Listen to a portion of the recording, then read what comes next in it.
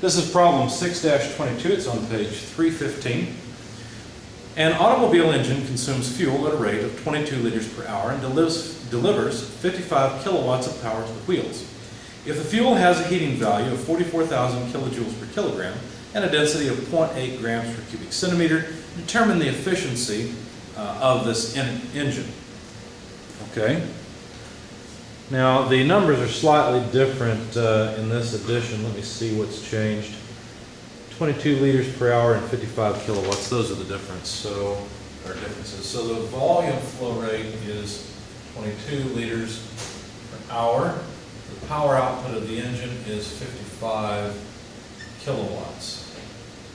The heating value of the gasoline, they haven't changed it since the last edition. The gasoline hasn't changed since the last edition.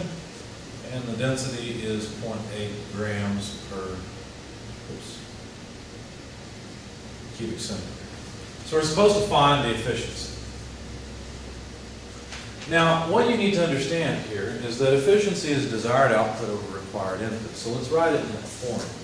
Efficiency is desired output over required input. What's the desired output? Why do you buy a car and put fuel in it?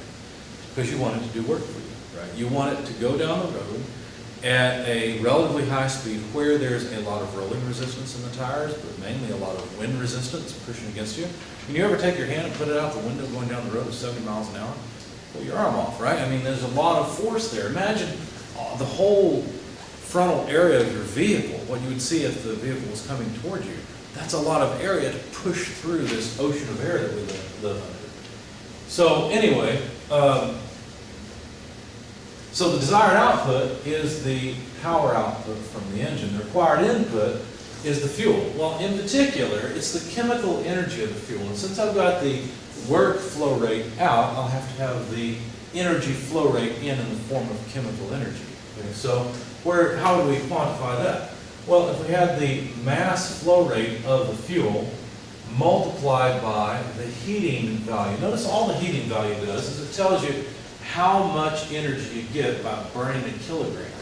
This tells me how many kilograms per time, right? So in effect, what I get is the amount of energy per time is going into the engine in the form of chemical energy.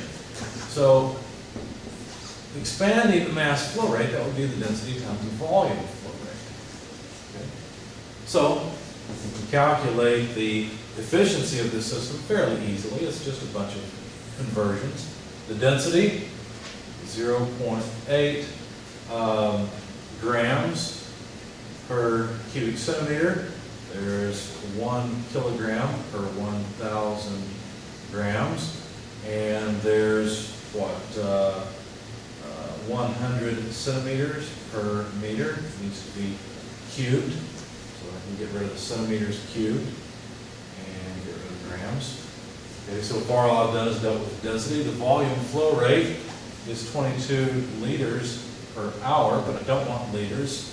I want cubic meters. So 1 cubic meter is 1,000 liters. That takes care of the liters. By the way, the cubic meters will end up going away, and I've got kilograms per hour, which is what I wanted for my flow rate.